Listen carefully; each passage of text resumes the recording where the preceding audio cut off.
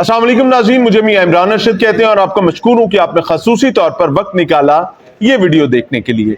क्या आपने आज तक ये सुना है कि किसी 10 माह की बच्ची ने अपने पेट में अपने भाई की परवरिश की हो, उसको पाला हो पूरे 9 महीने, यानी अपनी पैदाइश से सिर्फ 1 महीने बाद उसके पेट में उसका भाई पलना शुरू हो गया हो और पूरे 10 महीने बाद वो बच्ची उसको जन्म देती है और बच्ची भी ठीक है और उसका भाई भी ठीक है।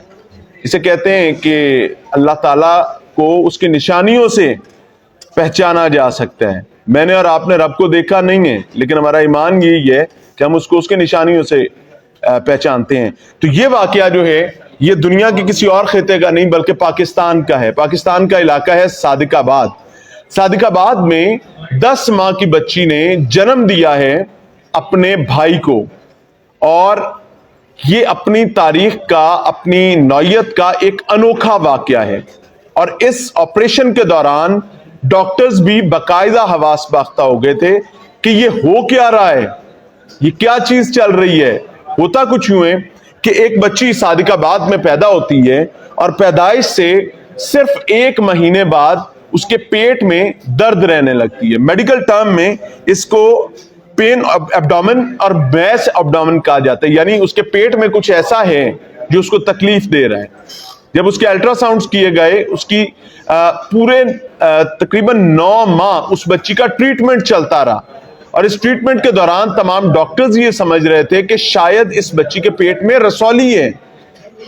बहरहाल जब वो 10 माह की होती है तो उसको सादिकाबाद के एक निजी हॉस्पिटल बख्तावर मेमोरियल हॉस्पिटल में ले जाया जाता है, जहां डॉक्टर मुश्ताक अहमद मलिक इस बच्ची का ट्रीटमेंट शुरू करते हैं।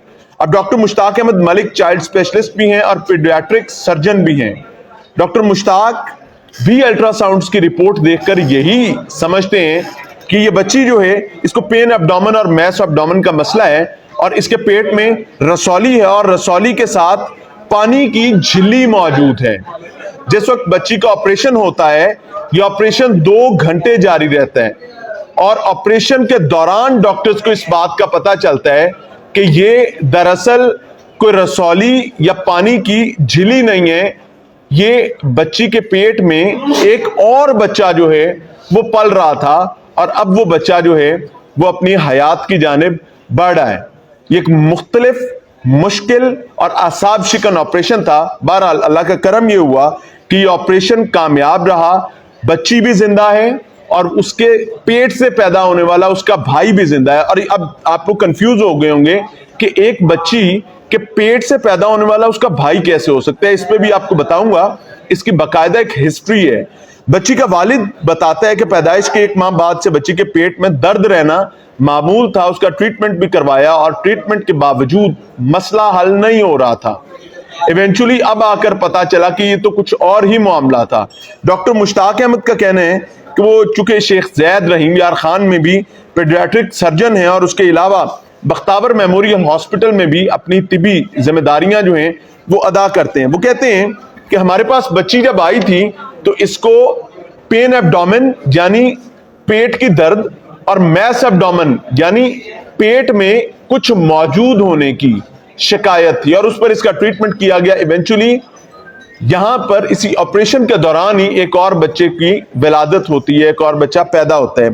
डॉक्टर साहब ने इस पर बताया कि नाउज़ुबिल्लाह अल्लाह ना करे, अमूमी तौर पर बच्चों को बहुत सारे मसाइल का सामना करना पड़ता है मुआशरे में, और ये कोई ऐसा मसला नहीं था कि बच्ची किसी ऐसी तकलीफ का शिकार हुई थी, बल्कि इसको फ्यूटस इन फिटो, अगर मैं कोई गलती कर बैठूं तो मुझे माफ कीजिएगा, फ्यूटस इन फिटो के नाम से इस डिजीज को, इस मर्ज को एक एब्नॉर्मल डिलीवरी को कहा जाता है।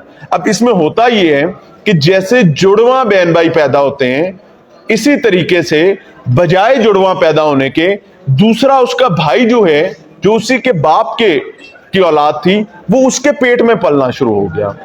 और ये दुनिया में तकरीबन 100 के करीब वाकयात हो चुके हैं। और फ्यूटस इन फिटो का पहला वाकया जो है 1945 में रिकॉर्ड किया गया था। माजी में ऐसा कुछ था नहीं था, वल्लाहु आलम, लेकिन 1945 में इस वाकये को पहली दफा रिकॉर्ड किया गया था।